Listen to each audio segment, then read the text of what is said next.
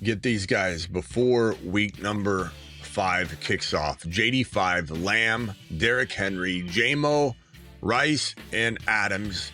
Get them now. Get them now. Get them now. From the FantasyFootballShow.com studios, it's the Fantasy Football Show. Monday through Friday, 8 p.m. Eastern. Smitty is also live whenever news breaks. This one's going to be a wild one because, man, there are ups and downs to some of these players. There's risk involved with Lamb. You don't know how long he's out. JMO has been slumping. Adams, I mean, he's been good, but he hasn't been as good as Puka. So people are worried about, hey, am I really getting a guy that I can count on? Rice is going to miss more time, 2 more games. Henry's been very bad, and Lamar's not playing week number 5, and who knows how long he's out. JD5 has been underwhelmingly out and underwhelming. These sound like a bunch of players I don't want, Smitty, is probably what you're saying to yourself. But the truth is, I love every one of these guys. Let's start off with Lamb. Lamb may not be out as long as people think he's going to be out. He down-talked his injury, said he's rolled his ankle a ton playing basketball. It's not a big deal. But then reports came out that he could miss 3-4 weeks. Not go on IR, but almost go on IR, which means you usually, if you're contemplating IR with a player, that means you're expecting them to play the 4th game, maybe the 3rd game, but expecting them to play the 4th game. So you wouldn't want to put them on IR, which guarantees them to be out 4 games.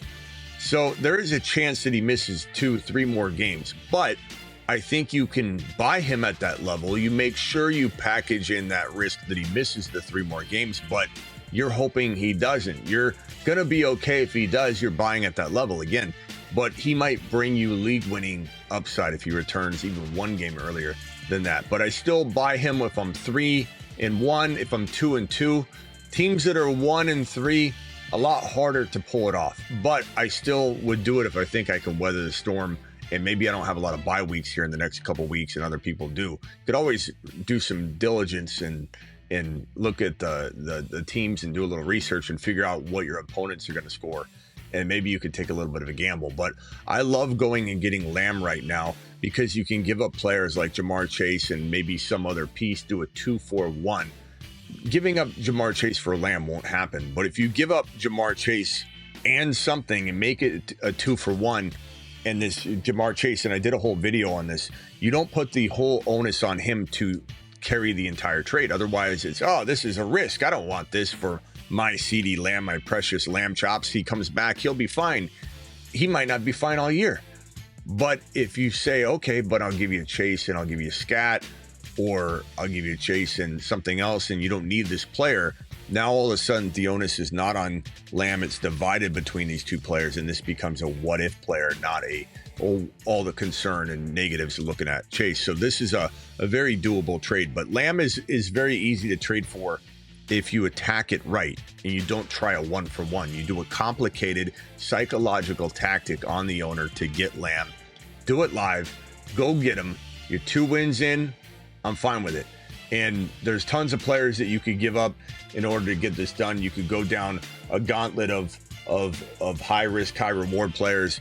QJ, I know everybody gets so mad at me, Smitty, and I explain it in the videos when I talk about him, and people still in the comments are like, why don't you like QJ? I'm telling you right now. You don't need to ask me the question. I'll tell you. I think he's fine. But do I trust him to be continuing to do what he's doing now all year long after 4 games of play? The answer is I don't think it's impossible, but I'm willing to sell on it high. That doesn't mean I hate him. It doesn't mean he can't continue to do well. It doesn't mean I'm going to cry like a baby and not eat my meatloaf at night and say, Mom, cancel the meatloaf order. I don't deserve it, because QJ ends up doing well all year long. It just means I'm selling QJ on the high, on the chance that he probably won't continue like this all year. And I'm not saying you're selling QJ for Lamb, but QJ plus a player that's doing really well. You picked up Woody Marks. Maybe someone's dying at running back and they need Woody, but probably going to need to be a Mason. Probably going to need to be a player like Alvin Kamara. These 2 guys for your getting CeeDee Lamb. So those are your players you're giving up for CeeDee Lamb. If it's not Alvin Kamara, maybe it is a player like Kenneth Walker, who I've been trying to get a lot of you out of that anyway. for a while now. Maybe you're getting rid of Chase Brown on the high here. And again, you get rid of Chase Brown on his own. The onus is on him. People don't want him. But you go ahead and do QJ and maybe honestly, I would do ETN if I didn't have Tootin. And then I'd try and get like a Harvey, a Ladd, something back here if you can.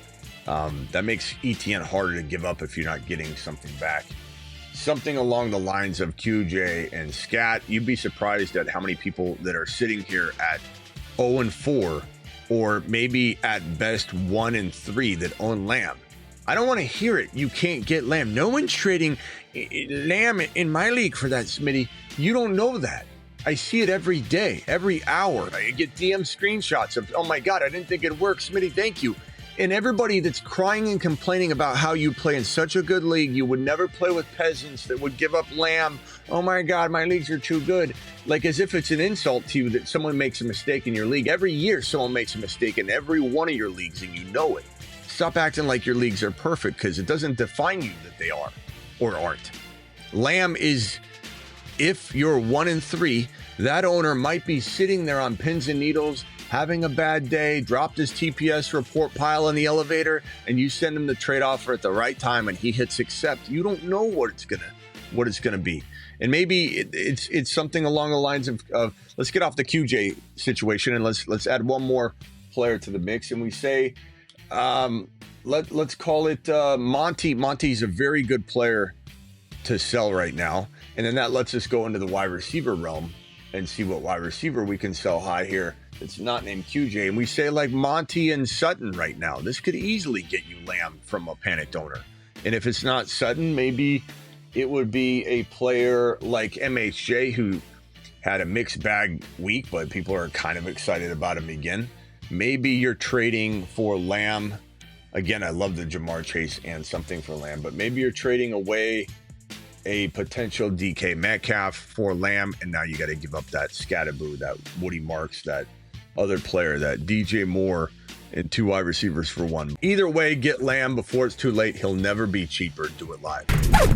Derrick Henry is such an easy player to acquire right now. I understand the dilemma people are in. They see him play bad. Lamar's now injured, but I think they're going to lean on Henry a lot now without Lamar, and they're going to get him fixed and situated.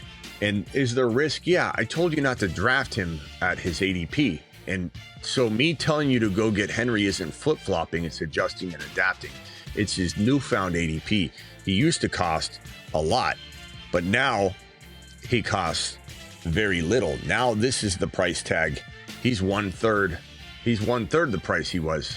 He's 2/3 off. And so I'm going to go buy him at that new price tag. That is me taking very little risk, letting the drafter that drafted him pay all the amount that they paid. And I'm going to swing in and get him at a very, very nice discount. So if we're looking at Derrick Henry and trying to acquire him, what player can we send for him? Obviously, I gave you a list of players that I'm probably going to recycle in some sense.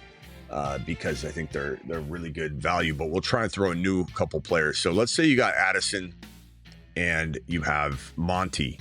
Let's say you have Addison and you have Scatterboo. Let's say you have Xavier Worthy, who just had a very, very good game. And I still like him. This is not to say I don't like him, but you could probably do something like this straight up. You could probably add a very small piece.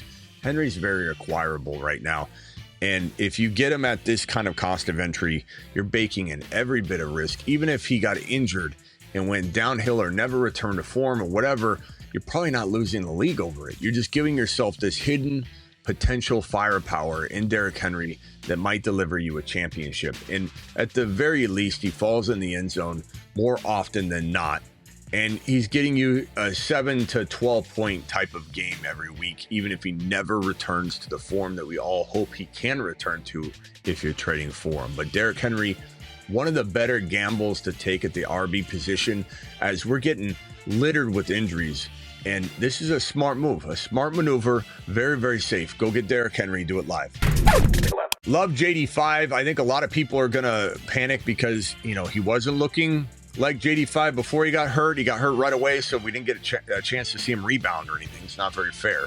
But JD5 is somebody that I believe you could get for probably, I would say, obviously he probably cost you an insane amount of money or investment, prior to week 1. So your draft price is probably going to be similar to Henry's, where you're paying like probably 1/3 the price you would have paid on draft day. What would I give up to get him? I think Waddle, you have Waddle rise onto the scene, and let's say you have a quarterback, or they have a JD5. It depends on if the JD5 owner has a quarterback that they could use and plug in right now. If not, then you're sending a quarterback back to him. But I think Waddle, with the increased value with Tyreek Hill being out for the season, he's a good player to throw into the mix. Again, QJ, I'm not going to use all of the same names every time, but QJ, JD5, maybe you're throwing a running back in the mix that you can make this person say, this helps me, I better do it, or I'm going to be in trouble. So like, let's say it was Monty and you didn't need Monty. Let's say it was QJ and maybe you picked up Gainwell. So you've got Gainwell, or you like you running back situation you like a lot, but you still were able to pick up Woody Marks. These are all situations that I think make a lot of sense. And if we go back over and look at some wide receivers to pair with some of these guys, I think it's very doable to potentially send off a DK Metcalf alone for JD5, a potential DJ Moore with Woody Marks, or with a Scatterboo, or in the case of maybe a Jordan Mason, who has a lot of upside. But this is a player that I definitely would move on from to get that top 3 or 4 quarterback. And I still believe JD5 is going to be a top 3 to 5 quarterback. It's wild to me that everybody's writing him off. They think he's going to have a CJ Stroud type unraveling. I don't think that's the case at all. There's still a team that has enough momentum for playoff hopes and aspirations. They're going to play better. I think that there's such a, Kraft is another player that you might have, or Ferguson. Fergie has been playing lights out, or Hunter Henry. So you trade a tight end like Ferguson or Hunter Henry, and you're able to flip that with maybe one more player, smaller piece, like I mentioned, DJ Moore, et cetera, Olave, and you're able to turn that into the JD5 upgrade. The key will be, you got to look at the JD5 owner's team and see if they have that other player like Dak or Caleb Williams or whatever sitting underneath JD5, and maybe they're comfortable with what they got last week.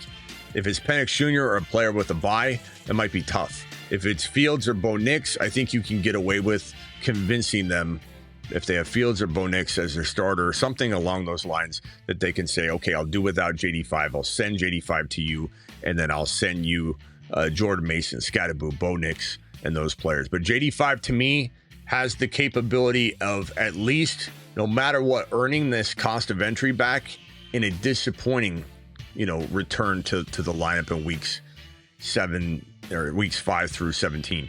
However, if you get a top 4 or 5 playing quarterback at this price tag, you're winning a league.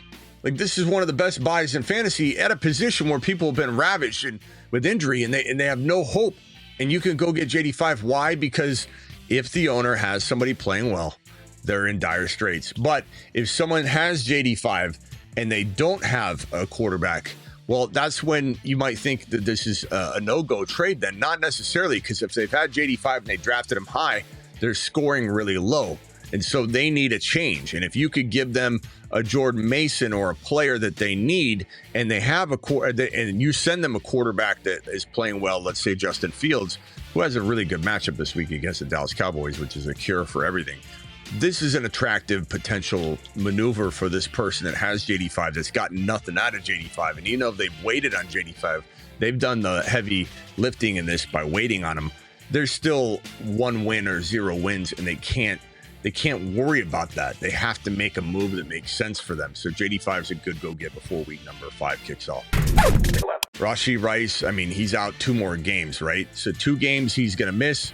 But if you can weather through waiting on him, if you're 3 wins or more, and even if you're 2 wins, 2-2, I'm still all about this move, because Rice is going to be a top 5 wide receiver once he returns, because Mahomes looks fantastic. Mahomes is going to feed him all of the short yardage stuff that Lamb would get, or players like Puka Nacua are getting, no matter what, they're impossible to guard. A lot of quick slants, moving the player all around the field so no one defender can lock him down. And Rice is going to be essentially the short yardage run game, and also intermediate, receptions that he's going to get is going to make him a freaking cheat code in fantasy football. Rice will be phenomenal. It'll make Mahomes phenomenal. And Rice is one of the best go-get players in fantasy, period. And the fact that you can easily get Rice right now from an 0-4 or 1-3 team. And most people, if they're not the fantasy football show follower, that is, probably did not build well around Rice. So they have 0 wins or 1 win. And that makes them very vulnerable to waiting 2 more games, even if that was their plan of attack. So you could easily do all the trades we were talking about, where you trade QJ and add that running back, or you potentially trade DK and maybe you add something small, maybe not, or you trade someone like, let's call it AJB, and even though he's struggling, it's still a 0 for 2 more weeks versus, okay, he did well the week prior, right? And then maybe you add something to make that an attractive situation. Godwin's coming back, so let's just say you add Godwin to some slightly better prospect like Monty, and all of a sudden that looks good. Waddle, as I mentioned, Waddle now has become a good trade piece for people, and now you add in that second player. Pittman is another player you could throw in. Ricky Pearsall, people still like Ricky Pearsall, and if we go just straight for like a running back value, Benson, people want Benson. He's got an undisclosed injury, so know that there's some risk there. You holding him anyway. But Benson, potentially Walker and something. Kenneth Walker if you don't have Charbonnet. Mason, as I said, even an ETN. Let's say you were to trade ETN. If you're going to trade somebody that's scoring really well right now, you want something, and that's possible too. So if you get rid of a big enough player like ETN, then you can swing in and get that Hendy, who's underwhelming and they're just wanting to wash their hands of him, or a player like, let's say you were to get the number 1 waiver claim and you get Marks, or let's say you get Marks because they just picked up Marks off waivers. I mean, Harvey would make some sense too if they don't want to keep him after that big game. Like these are things that I would think about. Now, this would only make sense, ETN, because he's playing so well. If you are really good at RB and you could say, I got another guy, I got Judkins, I'm deciding between Judkins and Hampton, then that makes getting Rice for this type of deal a solid move. If not, then ETN's kind of one that I'd say stay away from. If you're using him, you got no other running backs. He's not capable of being your running back starter yet. He's a flex play and does well, 19 points the other night. But this is not a move for somebody that doesn't have surplus. If you got a surplus, then ETN can be traded. So before you type in the chat, and never trade ETN for Rice, you crazy? Listen to what I just said. If you're in surplus mode with running backs, you're in a league where you got tons of talent on the bench, then that makes sense for you. But go get Rice, do it live before it's too late. JMO, this is like last year. Last year, JMO was one of my biggest go-get players once week 1 kicked off, but I didn't draft him high. And I told everyone to avoid JMO on draft day because he was climbing into the 3rd and 4th round. It was crazy. It was asinine. Now everybody regrets it. Buyer's remorse. Now swing back in and do what we did last year. Now we're going to go get JMO because JMO has the capability, I think, go forward to be a really solid wide receiver 3 that plays like a wide receiver 2 a lot of the time, and then wide receiver 3 like you're buying him the rest of the time. I definitely think he's got that sneaky good top 15 to 20 wide receiver potential, which will put him in wide receiver 2 territory. And you can use these running backs that you have a surplus of that you picked up, like Woody Marks and Mason and Scattaboo, and maybe the Quentin Johnsons of the world, Kraft. You got Kyle Pitts you picked up off waivers. You got Hunter Henry or Ferguson mixed with a smaller player. Go get JMO if you're starving at wide receiver at all. If you got hit by Tyreek Hill, you've been hit by Neighbors, you've been hit by both of those. This is a pretty cheap solution that won't cost you running backs that you can't get rid of or something. This is a very cheap solution. JMO might save you. Everything I just said about JMO, apply it to Adams. He is a very cheap solution, and even more so to be a wide receiver 1. I'm not saying he's number 7. I'm saying that this could be like wide receiver 11 to 12 or 11 to 14 on the year, maybe even a 10 to 14 guy from here on out.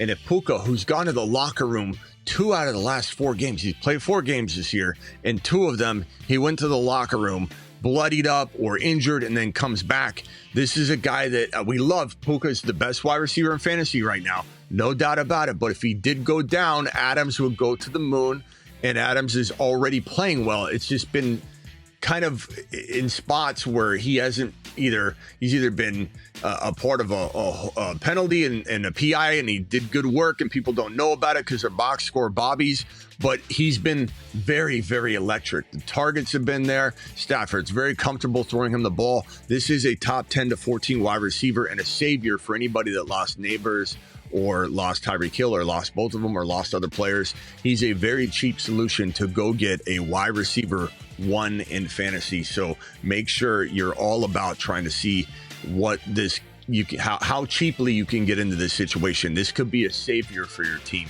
Again, without touching your running backs or your high-end players.